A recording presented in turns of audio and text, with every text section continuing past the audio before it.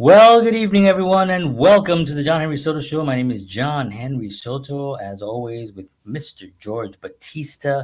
And today we're going to be talking about a very interesting thing that George and I hear a lot about.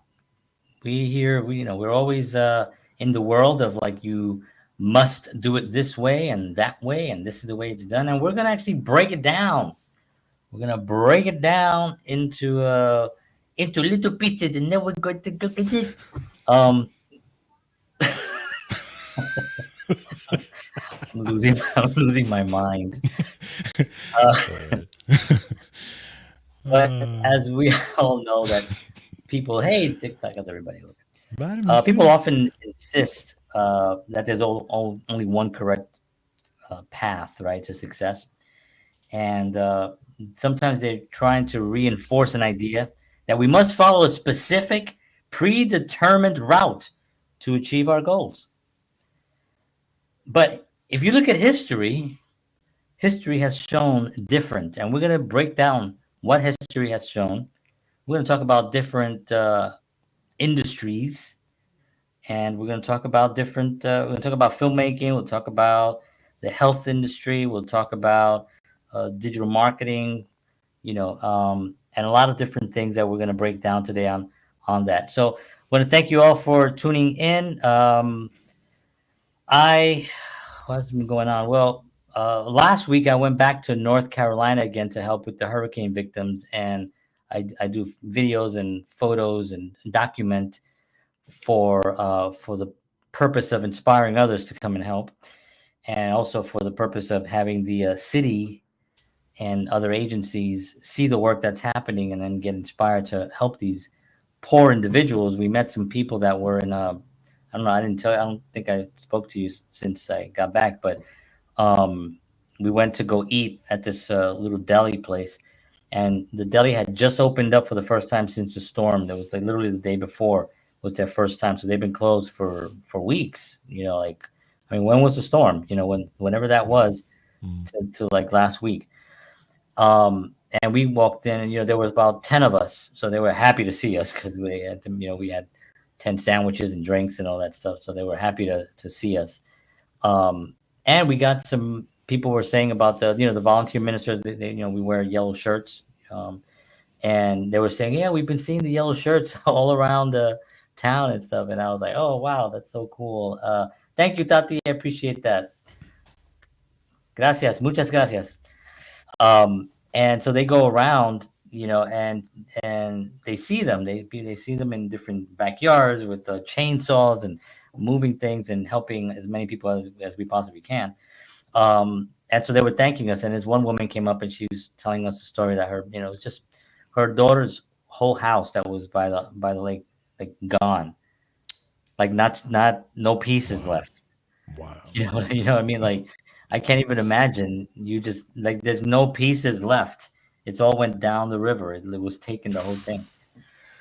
And she was bawling in front of us, and we would, offering her assistance. So, her and her husband's home were fine, thank God. And they were, but it was just a tragedy. So, it was great that I was able to do that. I drove there, beautiful drive, to North Carolina from Nashville. Last time I did it, I was with somebody. This time I went by myself, so that was a Oh. little different.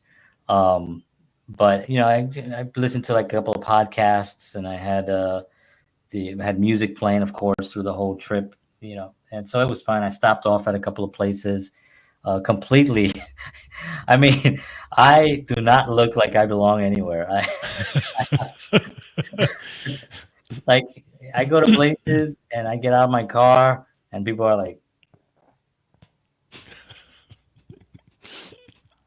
Everybody looking at this? What is this little Ewok?" And I just, I'm very friendly. I talk to everybody.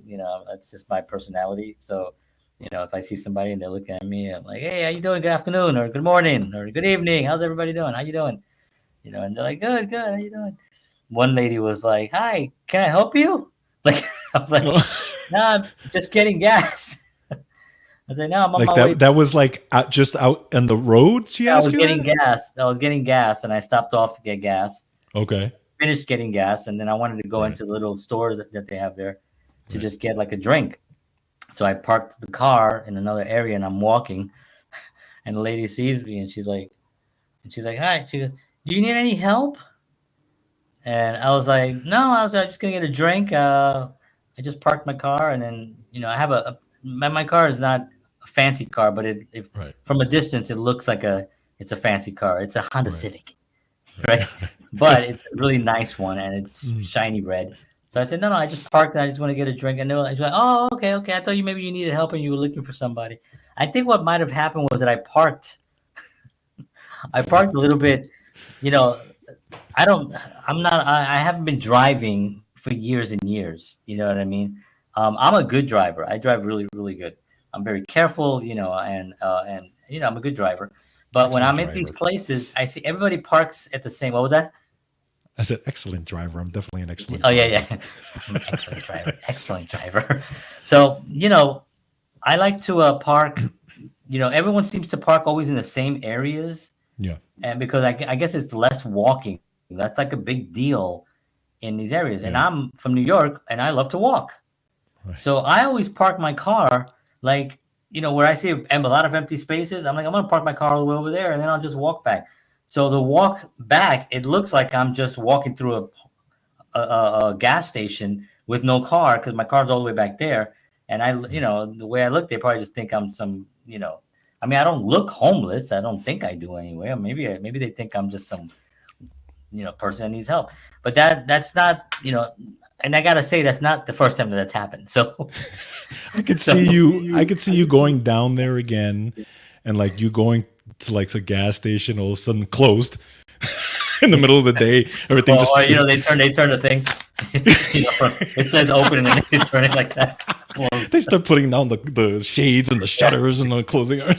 Hey, what's going on here? Wait a minute, the town is shut down all of a sudden. What happened? We don't want your kind. No, actually, yeah, but everybody that I've met has been really, really nice. And they're super, super nice. But anyway, I did that trip back and forth. This country is just gorgeous. I mean, the leaves haven't fully, hit yet, but they're just about ready to turn on my drive. And when you Yeah. get these tremendous, huge valleys, of the Smoky Mountains and everything, it's just breathtaking. And me, a lot of the times, and I said this to someone the other day, when my kids are experiencing something for the first time that's like really wow, like wow, there's a pretty good chance that's my first time too. You know what I mean? Like the first time we went to like a zoo and saw like some animals. I didn't really go to the zoo as a kid. We didn't have money for the zoo. Like the school would literally will take you to the zoo, and my grandma wouldn't want to send me Really? because she was afraid that I'll be by myself and I'm gonna get stolen by the monkeys.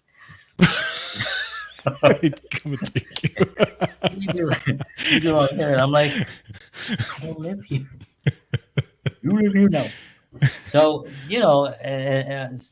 so a lot of times for me, I experience things for the first time. Except music and Right. clubs and live music and films and stuff like that. But just like people go like, "Oh, have you been to Yellowstone Park?" No, Yellowstone, yeah.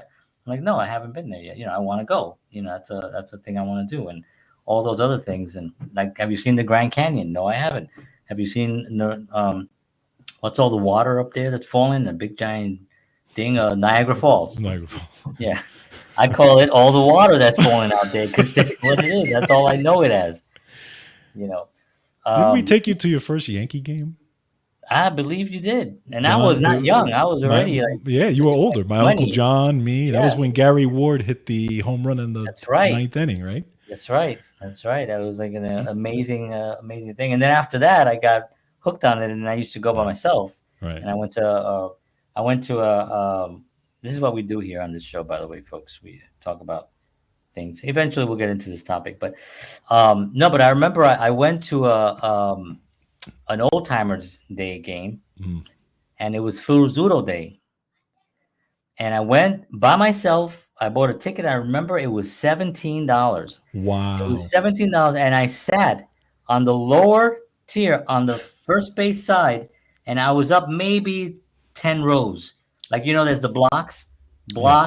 block, and I was at the middle of that third block, right on first. I mean, I was right there. It was unbelievable.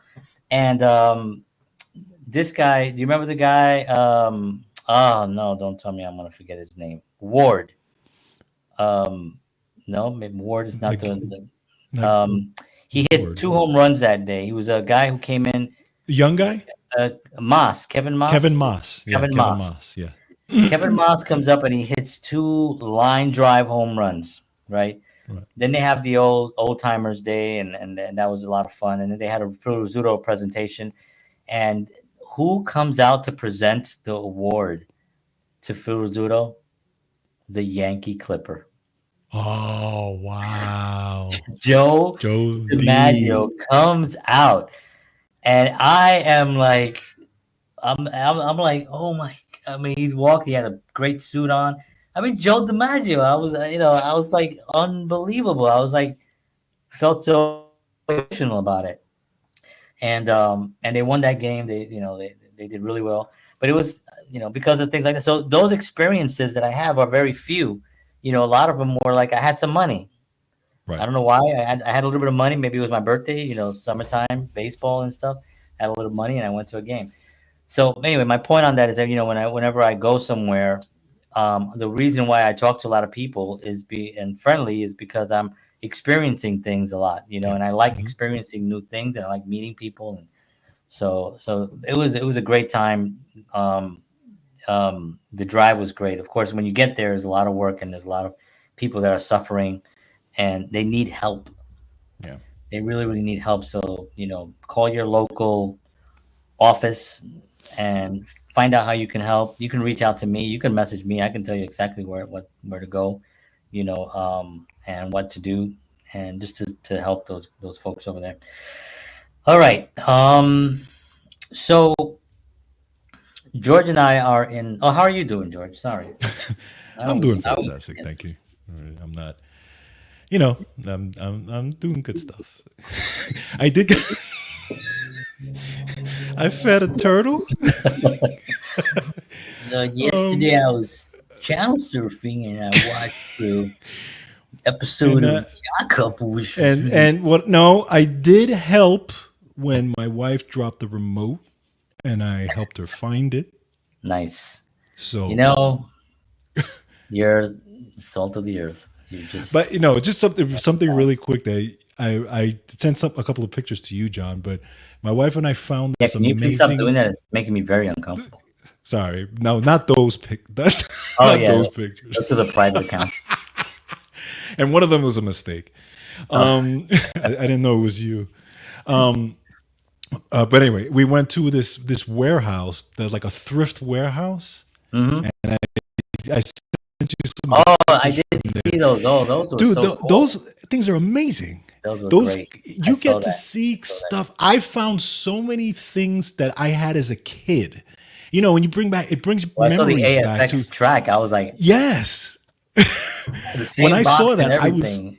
yeah, How much I was was that? blown away. How much was that? It must I actually, it probably says it in the picture. I have to have if to look. I make I'm it big, I wondering, can see it. and does it even work anymore? Because those plastic things are probably brittle by now. But I mean, this place was huge, and it just had aisles and aisles of stuff. I mean, from the 70s and Was it close 80s to your and house, 90s. or you had to Well, drive no, a pretty? it was about it's about, I would say, 45 minutes from my house, Oh, because that's we not were. bad. What happened was I had 2 Barnes and Noble gift cards that I never did anything with, and there's no Barnes and Noble by me, so the Barnes and Noble, we had to drive to get over Yeah. there, so I can just do them. We ended up buying a cool book, magazine, all that. But and then across the street from that was the place, and then we ended up having lunch there. So my wife and I had a whole nice day out. It was kind of cool. Yeah, yeah. And then that's when we went to the place, and we just let's go stop in there. I was blown away by the stuff I mean, That's so so cool. many things that I remember as a kid Yeah, yeah. You seeing. sent me those things. I was like Holy the cow! record player. Yeah, My old grandma had that TVs record player. and Yeah. So just cool. really, really cool stuff. My old Star Wars and Star Trek stuff that I had as a kid. I mean, literally 7 years Wow. old, and I remember magazines and even like George, you Arch. still have those things, so please. Well, some of them I do actually. No, like even like Archie comic books and those types of things Nice. that you would see from the 70s. Wow. Just yeah, really, Yeah, really I love cool. I that stuff, I man. love I, those I, I those love shows. that stuff. Yeah. When I was driving, I couldn't really stop on the way going because I had to get there. But on the way back, I was looking for places to stop off, and I stopped off at a couple of places. Then not that interesting, but I'm always looking for like, it says like even a yard sale in an area that's unique. Yes. If you're in the mountains and you're Yeah. driving through a small town and it's like a yard sale, Yep. well, I want to go to that yard sale because they're not going to have stuff from Cracker Barrel. Exactly. You know what We I get a mean? They're lot of going to those have, here. I meant to not Cracker Barrel. I meant that Crate and Barrel. Great. Crate and Barrel and Cracker Barrel should really just get together and have like an entity because I feel True. like that seems to like work really well. It's almost like they almost screwed up or Cracker Barrel, and then they were like, yeah, we're gonna be Cracker Barrel. Wait, Crate and Barrel. So I was like, well, it's a little close though, Tony. They're never gonna know. Tony, are you sure we're Crate and Barrel, Johnson? All right. So today we wanted to talk about only way. Well, this is something that George and I deal with because in our everything we do, Yeah. people have been successful in all of it in different ways. Right. There are certain things that are similar, some certain things that you can say that are like this. If you're playing a guitar and you're hitting a D chord, well, the D chord is a D chord. That's just always going to be hit the same way. But the fingering can be different. Where everybody hits a D chord like this, right? And other people can hit it like this, and other people can hit it with, Right. like this. What I mean? It's just different ways of hitting it. So, um, the idea that there's only one way of doing it, that's the part that we're going to be discussing today. How it's not the case. So I'm going to read something right here. This is our description of the show that you can read that also, but I'm just going to read it just to give us um, a little momentum on what we're talking about. So, um, history and personal stories. Oh, actually, that's right. I read that already. So this is a thing I wrote, and it's gonna have my name in it. So I apologize that I'm reading it like third person. I'm the person reading it.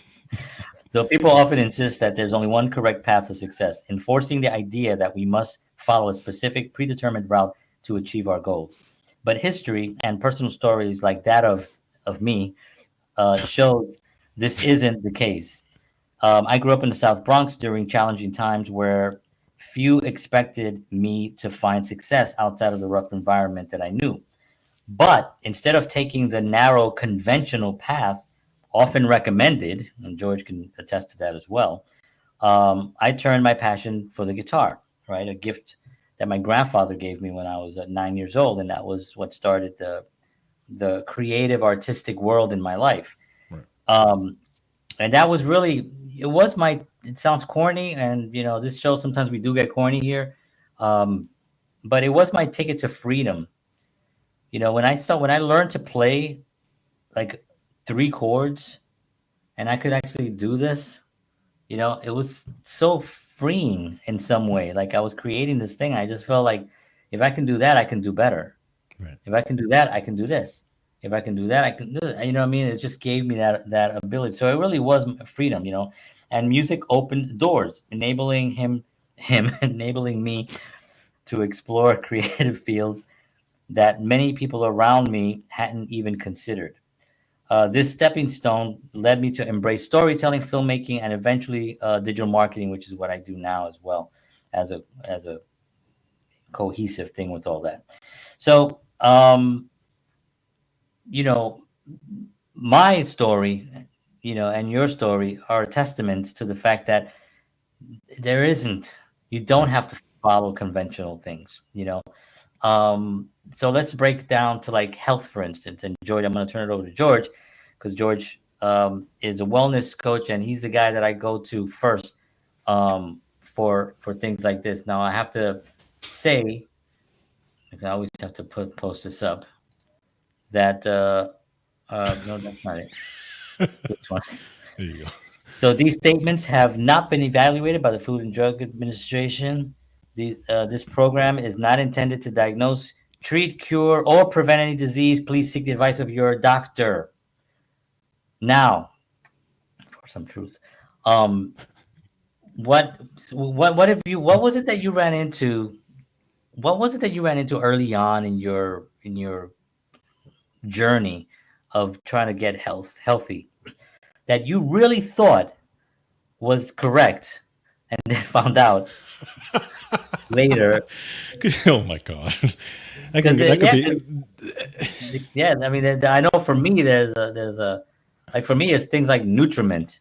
Yeah, yeah, Like I used to drink Nutriment. yes, You know how yeah. That was much? actually one of them. Yeah, Yeah, that was poison. yes, We were destroying our own bodies for the sake of somebody wanting to sell their garbage.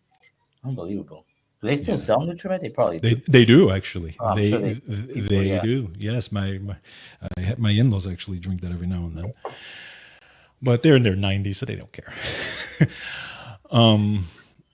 But yes, I mean, there's so many things. There's so many things that you believe that are, you get healthy a specific way. The biggest one, obviously, in my journey was the diet thing, right? The diet thing is probably in health the biggest one, because again, I've always said this: for every person that talks about diet, there's a diet, you know, Right. and each person says that this is the way you have to eat. You have to be a vegan, a vegetarian, a paleo, whatever it is. You have Mediterranean, you have to do it, and that's the way to do it. And unfortunately for me, I tend to be more of a realist in life, and I don't necessarily care about clicks, and I don't really care about having to do things one way. And it's just the way I am nowadays. But I realize that when you really study the human body and you study history of health and the history of not only societies but even tribes, okay, all different types of diets, all different types of outcomes. Yeah. And every single one, right? Every single one, different diets, different outcomes, different people, different everything. So there's not one way, because again, I've worked with a lot of people. I've worked with vegans, vegetarians, carnivores, all these people, and they've always done things a certain way, and that doesn't necessarily mean that they're on the right track. I've seen vegetarians who are unhealthy. I've seen carnivores who are unhealthy. I've seen all these different things, right? So diet is the big one. Okay. So, again, it's a lot of these people on YouTube and on blah, blah, blah. They, again, they do it that way because it's specific. They like to have that niche, right? And they like to bring those people into that niche, but they're only going to tell you, just so you guys know, whoever's into health, they're only going to tell you about their successes. They're not going to tell you about the people that tried their diet that it didn't work, or that they got actually unhealthier. All right. So keep that in mind. There is no diet on the planet that is for every single person. It just doesn't work that way. Right. And you can look at even supplements, and you can look at everything in health. Even I can give somebody, a multivitamin, and another person the same multivitamin, it's going to react differently. It's going to change their blood chemistry differently. Right. It's just the way it is. And so isn't that because of the blood too? Right? Blood correct. type It's because of the blood, it's because of the physiology, because everybody comes into the game with a different biochemistry. And Right. therefore, they have to kind of listen to what their body needs. So anyway, I say that by saying, it's at the end of the day, there's not one way to do that in health. There isn't, Right. And I talk about that on my show all the time. I say, unfortunately, you have to find the best diet for you. There are certain principles, obviously certain things. Yeah. You don't want to smoke. You don't want to eat processed food, right? You do want to exercise. Those are the basics that pretty much everybody can agree on. But then those are the surface levels. But then after that, it goes all over the place. All over the place. Yeah. Yeah. I mean, even that stuff that's on the surface level, sometimes, it's because it's so suppressed, unless you're out there. I remember having a conversation with somebody and telling them about fried and processed foods being bad. And they're like, really? Like they Like were serious, saying they like, didn't even really? know. That's weird. And I thought, I thought, well, first of all, I don't want to be friends with you, but that was my first thought. But of course, I wanted to help, so I gave him some Right. information and stuff, and just got him on the. But when you're that asleep, that's just also Yeah. another issue that happens. But you know, Coca-Cola and Oreo got together to create a health food. I don't know if you heard about this recently. Um, Just it's almost as if there are someone laughing. They're just laughing. Put this together. Put a piece of chicken and two waffles are around it. Put syrup on it and send it to them. They're gonna eat it. right. They'll eat it. Right. They're stupid. They're gonna eat it. And make it only for a limited time. Make them really have to come chase it and do it often. Yeah. The McRib. The McRib only comes out a couple of times. Is that rib? Is that chicken? What is that? What kind of meat is that? Meat? Whatever it is, it comes out. And so the the idea that there's only one that there's people would pick like one thing to eat that is a guilty thing. You know, Yeah. Yeah. like for you and I, it's probably I don't know. For me, it's like cookies. I'll have a cookie. Um, things like that. But when when we're stuck with the idea that you have to do it this way to get off, to get healthy, what ends up happening is that the suppressives will come in to squash this person. And I know this for a fact because we know doctors that are talking about this Yep. that get suppressed, that Yep. don't even get some of their stuff gets deleted. And you start wondering, like, well, wait a minute, why don't we let people decide? Hmm. We don't want people to decide. We want them to just do what we say and what we want. And that's where it gets dangerous. So we're not necessarily saying that, you must do it like this, with anything, right? I mean, especially with food, you have to blood type is one thing, like, and it's taken me years to find out. I mean, years that I start eating something and I think it's okay, and it Hmm. doesn't agree with me. Not that it's a bad thing, Right. it could be even a good thing, but it just doesn't work with me. It doesn't work. And even supplements, there's some supplements that I can't take. Hmm. I can't take. They make me actually feel sick. It's because my body is either already producing that thing at a pretty decent level and it's not shot yet. Right. And I don't, and that's I'm overloading it, Hmm. for whatever reason. But yeah, there's a lot of things like that, and it's taken me years. And right now, it's probably the last maybe year. It's probably the most time this lifetime that I've had enough information and all the information I need to have a diet that actually makes me feel good, where I Yeah. don't gain weight. Right. Like I don't get even if I eat a cookie, I don't gain weight. You know what I mean? Right. It's like, and I work out, but I'm not like in the gym 5 days a week.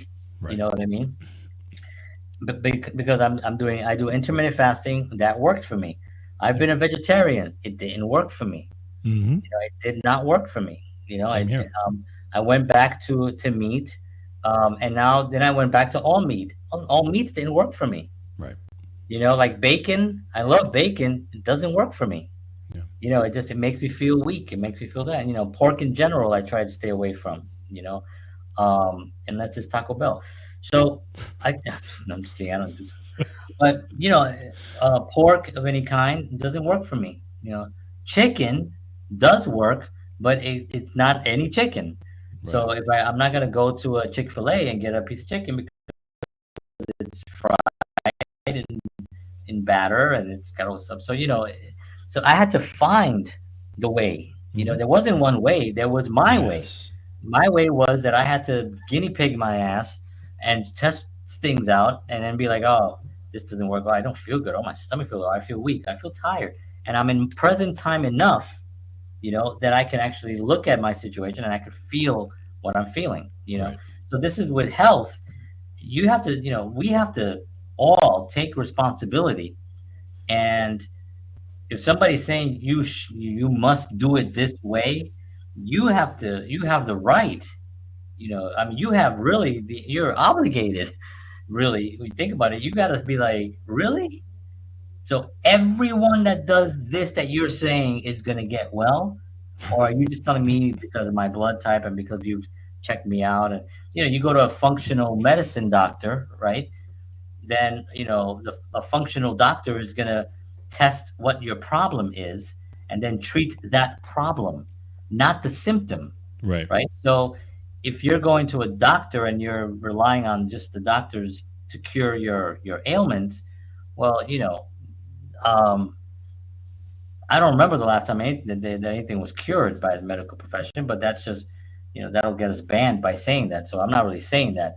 That's just what I hear people say. Um, I'm not saying that again. I'm not repeating that. Go downstairs. So, this is it all comes down to responsibility. If Yes. somebody's telling you that there's only one way of doing something, because there Right. isn't. No, You have to 100, test things out. You have to 100%. test things out. And you could see this the same thing in the other things too, right? Where music, for example. It's interesting, John. We if we like if we shift over to music, for example, right? I obviously I'm a drummer, and I watch drummers all my life and stuff like that. And I've watched drummers who are playing stadiums, right? But I've watched their videos, and I've like literally honed in on them because a lot of these drummers make their own videos and how-to videos and clinics and all these things. Yeah.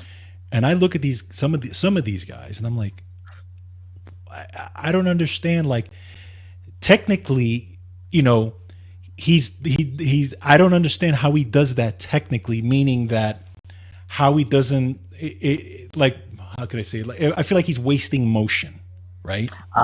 You see what I'm saying? Yeah. I feel like there was a guy who played for what it was a I don't know if it was Conan O'Brien or one of the late night shows. Okay, Mhm. it was a drummer on that late night show. I don't remember which show it was, but I remember the drummer, and I never forget this guy. I would every time I'd see him, I'd cringe a little bit.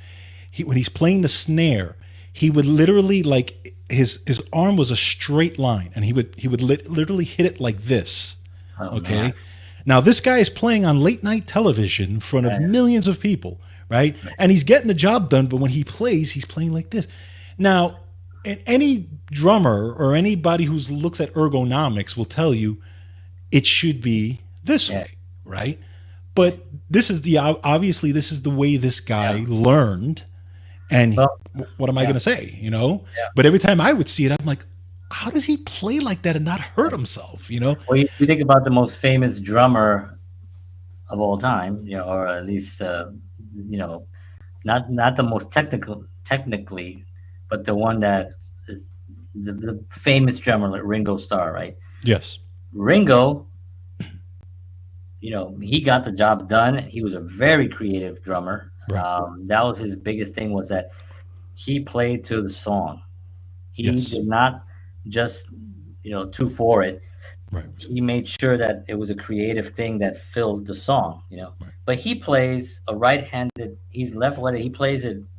He plays it back like left-handed, but he plays yeah. it backwards, right? Yeah. So Yeah. his rolls, when you normally would come this way, his rolls come this way. This way, right. He can't do it, and then so he has to come roll this way and then come back on one. Right. Right. So it gave it like some interesting thing. But if he was taking proper lessons, they would have forced him to either go the other way, and it would have changed the sound Sure. of what he would have been creative, what he would have Sure. created.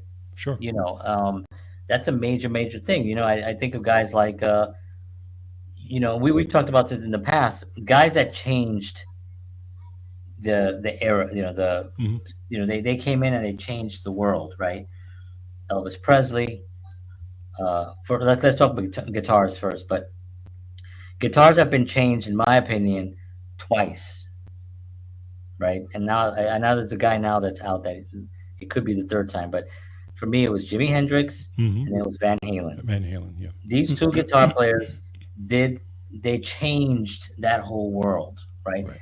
Both those guitar players, not an ounce of music in their vocabulary. They do not read music. They did not study music. They did not. Never took classes. They literally just figured it out Yeah. with their ears, their fingers, their abilities, and they just figured it out. And if you listen to, like, Van Halen does not play like a he doesn't, the solos that he does are not solos that you just normally would do. True. It's like they're very, very unique pieces choreographed of they're an event that's Yeah. happening. Hendrix, because of the era, Yeah. the era that came in, there was nobody that looked like him, and there was nobody that was playing like him with that ferocity and that fire, literally sometimes, of his ability. So that was a different thing. All the other guys, they're all great. I'm a big Stevie Ray Vaughan fan. Stevie Ray Vaughan is an amazing blues guitar player. That's what he did. He was Right. played amazing blues. He played it extremely well. He was a machine. He was just amazing. He's my favorite. You know, um, but again, no music. Yeah. You know, so the idea that you have to have this, in music anyway, that you have to have proper technique. And that sounds crazy to say. You don't need proper technique. You need to get the job done the way that your physiology and dexterity of your fingers can get the job done. Exactly. That's how you would get it done, Yeah. you know. And it's the same thing with even filmmaking. And I'll give you a quick thing on filmmaking was, he talked about this. It's a video, very famous video if you're into film, of Orson Welles when they asked him, "How did you get the nerve?" And he just said, "Ignorance." Now He look at said, that. "Ignorance." He said, "I didn't know you couldn't do it." When Citizen Kane, he said, "I didn't know that you could not do it, so I just did it." And he took, he does. If you look at Citizen Kane, there's shots in Citizen Kane that even today to get some of those shots, it's a pain in the ass. You know what I mean? It's like not easy, especially with the equipment and the cameras that they had back then. You had to Right. make certain adjustments. You only had certain lenses and certain things that you can frame. He had this one shot. It's a very famous shot where there's a there's a guy on the phone here, and there's another person here, and there's another person all the way in the back. There's some activity happening. He's Right. trying to get the whole thing in one shot from low all the way up. Well, he's talking to his you know uh, DP, director of photography, his camera person, who he says was a genius also, and was with him. Yeah. And he was like, "Well, I can't. He goes, how we can't get the camera that low to get that shot." So he's like, "Well, why don't you just make a hole on the floor?" Yeah, and then, so they dug a hole right into the house, and they stuck the camera down low in a hole to get the shot.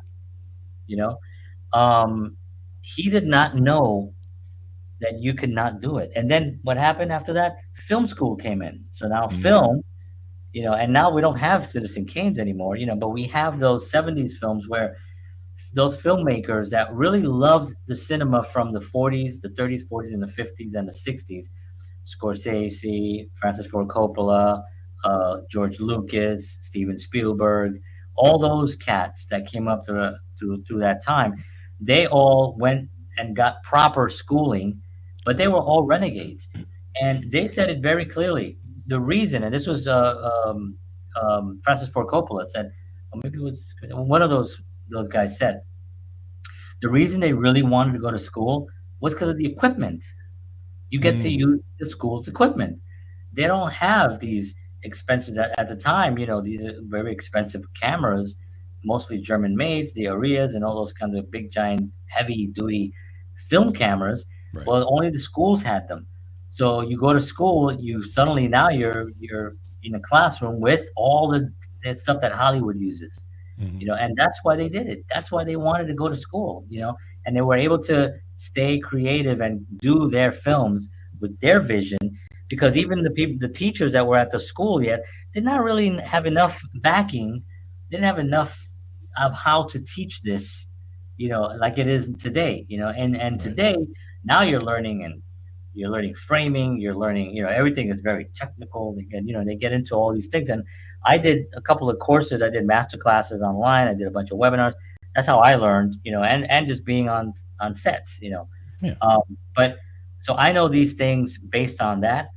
But people pay $200,000 to go to NYU film Yeah. True. school. True. You know, Yeah. Yeah. It's like, the only thing that you can get is that that you'll have a job working in a film world. You know, Right. but most of these guys go in there, they want to be directors, they want to be writers. And in the industry, or this is my own opinion, and people will disagree with me on this, and that's fine.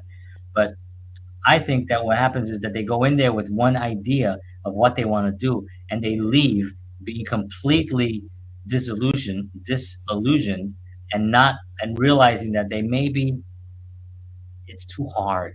Right. It's too hard. So I'm gonna go work as an assistant on a set, but I'm on a big budget set, and you'll see the guys that they get these big jobs, they travel, and they're doing things, but they're not making their film that they in their minds might have had in mind, that they wanted to do. You know, my first film was a phone call that I made to a friend of mine, and I said, "Hey, I'm thinking of making a film." She was like, "Oh yeah, great. Yeah, I'm gonna write something if that's cool with you. I want to see if you're on board." And she said, "Yeah, I'd love to." I said, "All right, great." I called up a camera guy, a friend of mine. I said, "Yeah, I'm thinking of putting a film together." "Oh, cool. Yeah, I'll shoot it for you. Yeah, no problem." And I had a sound guy. "Yeah, no problem." I sat down and I wrote it. It's embarrassing, and I'll say it now because it was a long time ago. But it took me about 30 minutes to come up with the idea and then write it, and I even had a section there for improv, and then I wrote the whole thing, and I sent it off to the actress and to the crew, and they said, "Yeah, great." Well, we about, I don't know, 2 3 weeks later, we met in Connecticut. We shot it in about 4 hours. My friend edited it. He did the editing, and it was in a bunch of film festivals all across. I was remember in the back sitting down like with a couple hundred people watching my film. Like, I can't believe this. You know what I mean? But it was like I thought that that's how you do it. Right. You know what I mean? Like, Yeah. Yeah. and when I heard Orson Welles say that, I was like, my God, that is so legitimately true. That I totally identify with that. It's like I thought that is what you do. I had no, first of all, the idea of going to school didn't never cross my mind. Go Right. to school for film. I was like, no, I'm just gonna. I didn't even know that you can. I mean, I knew there was film stuff, but it didn't even like it wasn't in my universe. It's like you don't. Yeah. Anyway. Yeah, no, and you're 100%. The same thing happened with me with music as well. You know that because you were there, right? For me, there was no thing about like I didn't say, well, I have to take lessons in order to. I just started playing.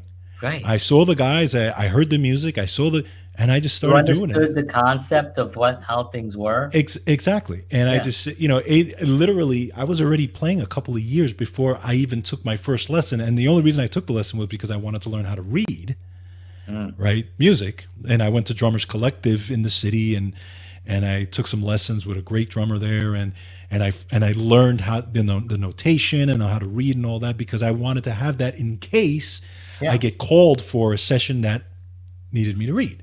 But really I was already playing at that point.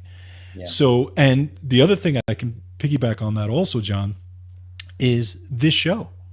When, right, I could have Googled or YouTubed, how do we get guests? How do we get big guests on this show? Right. You know what I did? I went to the website and I started sending emails. Yeah. I just did it. I said, let's see, who would be cool to interview? This is one of our heroes. Let's try that. Just started sending emails. And even, I had no idea how to even I just wrote out an email because, I'm pretty good as far as words, especially from my HR background and all that. So I'm pretty good at writing an email. So, but I didn't really think anything was going to come out of it. I didn't know that we were going to Gonna I have the know. most famous bodybuilder ever in the planet and Rock and Roll Hall of Famers and all these people because I sent them emails. Right, right. And that's what I remember when you started doing that, and I started we booked. I was like, just keep doing that. Like Right, I I said to myself, I was like, and I because again knowing that ignorance is bliss. right, I was like, exactly. I'm not gonna be like, okay, George. So now what you want to do is no, I'm not doing anything. I'm like, just keep doing what you're doing. There's Yeah, no reason to change anything. We just had Lee Haney on our show, for Christ's sake, the guy that was hanging up on our wall when we were kids, when we used to work out and we just watch, look at the magazine covers and Flex and all those magazines. And so for me, that element of it is so joyous. yes, When you're able to like see it and you're able to communicate that. And now I think we're at an age and a phase in our lives where communicating this is really the fun part. yeah, It's like this is what happened, this is the result. This is what we did, and this is the result. We did this, we started this. George sent me a text, I think it was, hey, we should have a show. We should do a show. And I was like, and again, because I'm the guy that just, I'll say yes to stuff because I'm right, thinking, and especially if you don't think, but you just react with the emotion, with the thought of it quickly, instead of putting so many barriers or thoughts, or letting the mind kind of kick in. Well, I don't know when we're right. gonna do that. I don't know. If you put all that stuff in there, no, it was like it was do a show. Yeah, that's a great idea. I love talking to George. I've Yeah, known George all his life. We've known each other all our lives. We played in a band. We did all this stuff together. We also got along. So it was like we would just hang out, even if we weren't playing. We would hang out. We were hanging out before we were playing. So all that stuff, for me, it was like it was a piece of cake to say yes. And it just, it went from this. I was like, well, I don't know if I want to do it on camera. I was like, all right, well, let's just try one on camera and see how it goes. And if you feel comfortable, cool. If you don't, we don't do it. We don't do it on camera. We'll just do a podcast, right. a audio podcast. And it felt good. The first one was good. The second one was fine. We just kept going, and here we are, so many years later. Because there isn't, and now, which is kind of like, it's ironic because now they're teaching podcasts, right, in school, Right. Yeah. and I've been a guest 3 times now Look at in a that. classroom talking about podcasting, and and like I'm there, and I want to tell them, and I want to be very, very clear with them. You don't need me here. Right. And I do sometimes get a little bit. I was like, the most important thing, and what I say to them is that you should have something that you want to communicate. Yep. You know, do you have something you really want to talk about, whether it's film or music or health, politics, whatever the thing is that you're really passionate about, that you do naturally anyway, Right. cooking, all that stuff. You should have that already down. You should have that down. So this way, when you do the podcast, you're ready to go. That's the only real advice Yep. that I can give. I can't say this is the way you do it. Right. I can't say you should be doing this, you should be doing that. The only thing I would say, you probably should have an idea of what you want to talk about. I think that's a pretty good piece of advice for anything in life, Absolutely. anything that you're doing, any speech that you're giving. You probably want to know what you're going to talk about, Absolutely. and work on that. It goes back to the story that I love is the Joe Rogan story, right? Even I mean, he's the number one podcast on the entire planet. And what was it? He always tells the story of when he started, where he said, "I just want to talk to my friends, Yeah. and I'm going to talk to my friends on camera. I'm going to have they have interesting stories, and I want to learn from them, and I want to just get into stories and talk to them, and all his comedian friends. That was really the essence of the whole thing. And then a guy came, one of the guys came up to him and said, "Dude, you can't just talk to people for 3 hours. You can't do that. You need to edit that down to like an hour." And he said, "Why?" He said, "I'm just having a conversation." He says, "Yeah, but nobody's going to watch a 3 hour podcast." This is a guy told him this. Yeah, And of he's like, course. and he said, "Well, no." He says, he honestly said, he said, "I don't care." He says, I'm doing it because I'm having fun and I want to do it. And if it takes 3 hours, so be it. I'm not going Yeah. to edit it. I'm just going to leave it as is. That podcast has been the same since day one. Yeah, there's no reason to change it. Why would you change it? Now you're the biggest podcast in the world now. Yeah. Yeah. That's what got you there. Yeah. And the thing is that when you look at a story like that, it breaks all the rules of Yeah. podcasting. Every single one of them is broken because when you look at these people who are talking about podcasting on YouTube, they'll tell you you got to have the niche and you got to edit it down and you got to put it to an hour and people don't want to see this and you got to get the guest and the this and the that and the that. Yeah. He breaks Yeah. all And, those rules. there's things that are like, you can look at the algorithms and you can look at things that a trend. Right. People are now, everybody's talking about this thing. So Right. maybe if you do a video on that thing, you'll get some traction because everybody's talking. Right. So I mean, there's those kinds of things, but you don't need to make it part of your thing. You know what I mean? Like it doesn't have to be like, okay, well, we're gonna create a podcast for next week. What is everybody talking about? You know what I Right. mean? It's That's like, a news show. right, exactly. I mean, George and I literally will be like, he'll text me something and he'll be like, hey, why don't we talk about this? Is like 5 days before the show, and sometimes we get close to the show, we don't know what we're going to talk about, and we've actually come here without anything. True. Very We've true. actually done a show where we don't have anything to talk about because there wasn't anything specific, but we just like to talk, and we figure we'll just talk about what we're doing and what we're working on, and anything interesting that comes up, and take questions if anybody's on and anybody wants to ask us any questions or anything. I mean, for me, it's not about it's more about the communication getting out, Yep. and it's more about us doing it the way we wanted to do it. Right. We're doing guests every week. Every week we had guests.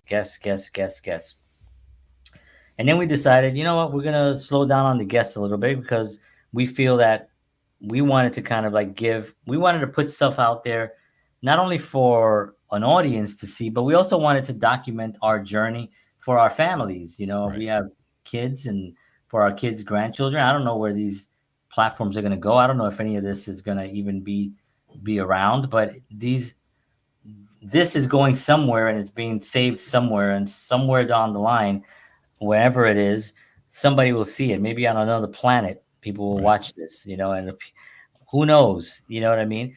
So we wanted to just kind of talk a little bit more about us and our journey and stuff. So we did that for a while. Then we went back to guests. 2025 is probably going to be a lot of guests because we have a lot of people in the pipeline that we want to bring in and that we want to talk to and we want to have conversations. So we may do whole month of guests next year. That's just the way. But again, it's our decision. Right. It's our choice. And and we with the podcasting thing, there are so many.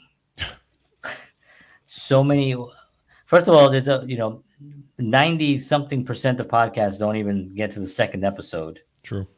So there's not really, people say, well, there's so many podcasts. Yes and no.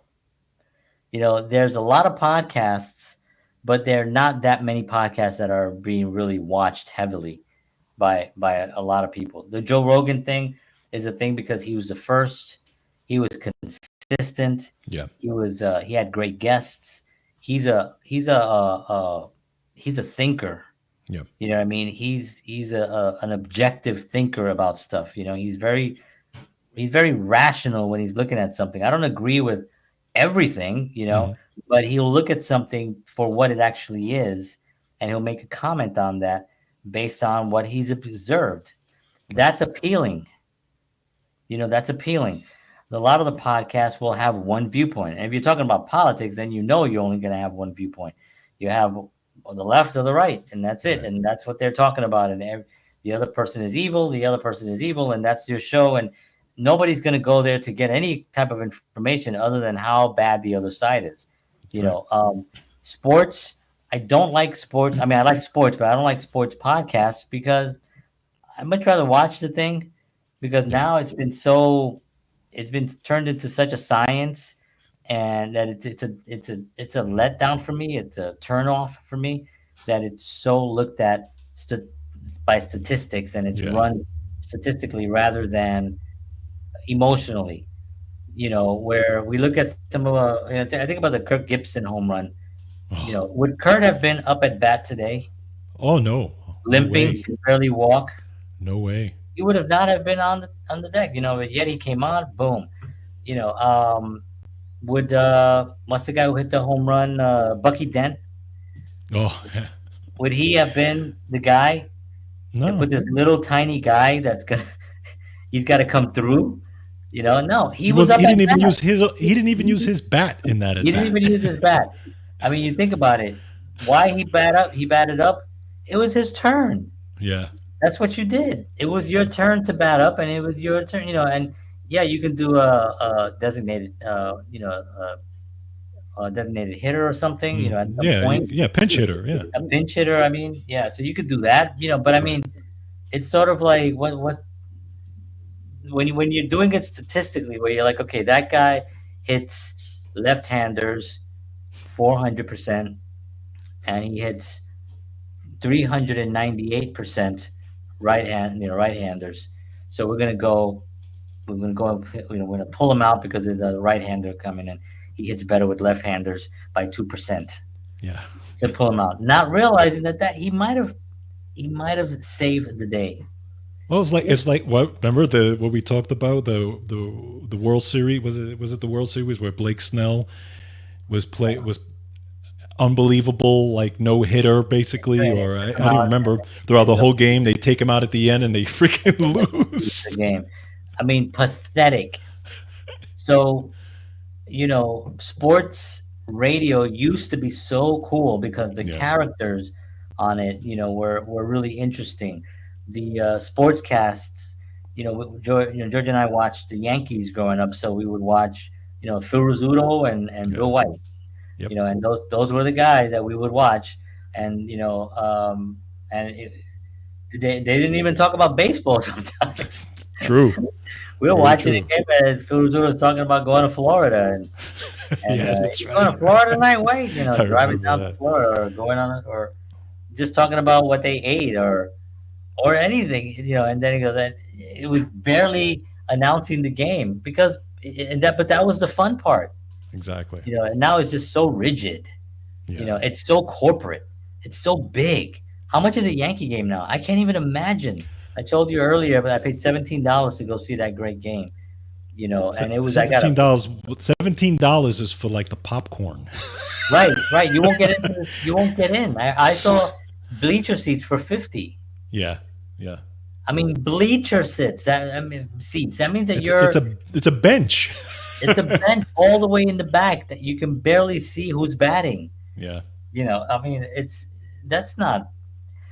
I mean, it's fun, and I know the Yankees are right now, in the thick of things right now, and it's a great time for Yankees, and Juan Soto is great, He is and that's great. it's always a great thing. I was laughing at the clip because it was like, okay, 2-1 on Juan Soto. It hits it deep, home run, Juan Soto, and I was like, man, dreams that I've had of hearing that growing up as a kid. I mean, yeah, and and he said, Soto Magic. Yeah. That's in Yankee Stadium, and I was like, yes. So that was so great to hear that. But there's the romance of it, and I think baseball is a romantic sport. People like that, Right. and it's America's sport. It's the kind of thing you have in the background. You hear the game going, and then you hear and you're like, oh, Yeah. what's happening? And that kind of thing. Um, but why did we go into this? Why are we talking about baseball? I know, right? It's like we would. So Baseball. John Madden comes out to bat, right? Kind of piggybacked on going back to where you went to your first baseball game, and Yeah, we came all around here at like the full end of circle here. That's the pretty end good. where we're actually back to the But there's beginning. So- not one way necessarily, but you Right. can take for whatever it is that you're doing, in my opinion, whether it's music or podcasting or whatever it is. I got one more you thing to say about baseball. Go ahead. Okay. Now I was just going to say that you can take some of the concepts that people have said, have taught, and bring them. And Right, this is what I did in drums, and even right, and kind of mold them into. Bruce Lee was one of the best people who did that. But why did he do that? Because he didn't do it one way. What he did was he took all the different forms of martial arts and melded them into Jeet Kune Do, which was his style of martial arts, right? yeah, And he made it his own. And there are schools that still teach that to this day. So you can do that, you know what I'm saying? But don't pigeonhole yourself into just one way of doing it, because sometimes that may not be the right way for you. yeah, yeah, Go. yeah. So, but I was thinking in baseball, it was interesting because, like, the you must do it only one way. How many batting stance have have there been in baseball Oh that my are God. completely different from Yes. everything else? And I'm talking about Yes. legends. Yes. We got guys like Dave Winfield with the big. I'm gonna go back when I remember the players that I remember the most. Don Mattingly, his Yep. round shoulders, very into this kind of round shoulder thing. And we would actually imitate that. You remember imitate the batting stance, and George was great at it. He knew all the batting stances of I the was Yankees, obsessed. and he would do the batting stance, and we would just guess. He was like, "Oh, that's easy. That's that's this guy. Yeah. That's." And it's just a lot of Darryl Strawberry, had that wild, huge looping thing. Yep. You know what I mean? It's a Hall of Famer. Yep. I mean, it's like so that kind of ties it up a little bit for me about how there isn't really one way of being successful. The Right. key element is the passion, the drive, the determination, the the joy that you have doing it, Yep. the pleasure that you have presenting it so others can enjoy it, whatever that art is or whatever that thing is.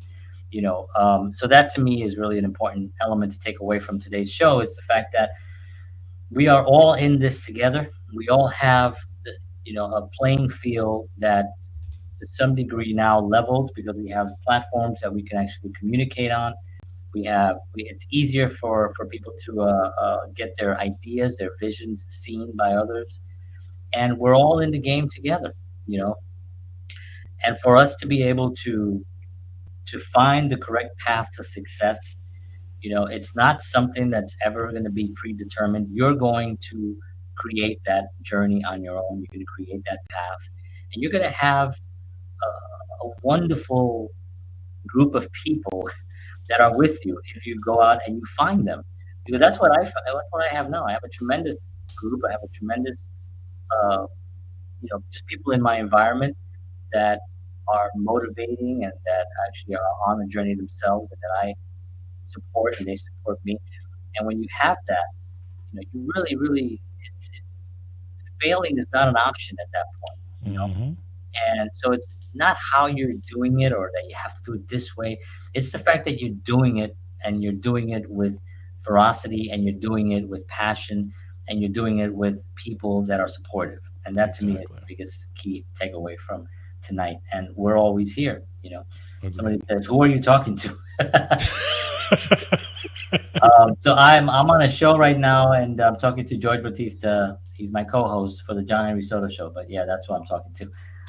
I know it's like Get I'm. rid of him. He needs to leave right now. But we are done. So I want to thank you all for tuning in. We appreciate you. We will be back next week, 7 p.m. Central, 8 p.m. Eastern Standard Time. For George Batista, I'm John Henry Soto. Thank you for tuning in. We love you all. Thank you so much for the support. It means a lot to us, and we'll see you next time. God bless. Take care of yourselves and take care of each other. And as always, peace.